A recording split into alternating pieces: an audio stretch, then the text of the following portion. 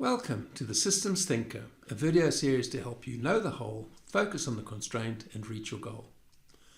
Working at a high level of performance demands that the team, and indeed the whole organization, to the extent possible, acts as one. What goes into creating such a high level of coherence? The first thing we need is to create a common language and conceptual categories. If every word uttered either needs to be endlessly explained or is prone to be misinterpreted, the whole endeavor slows down. By definition, a group has a boundary. We need to establish the criteria for inclusion and exclusion. Who's in, who's out. We need to understand how we distribute power, authority, and status. If we do it based on merit, followers will go where leaders lead.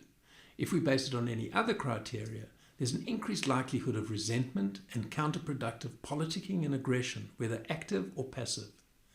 We must develop norms of trust, intimacy, friendship, and love.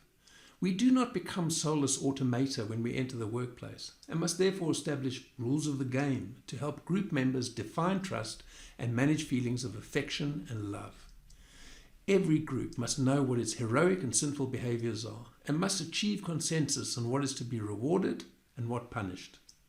Finally, we all at some time face unexplainable events.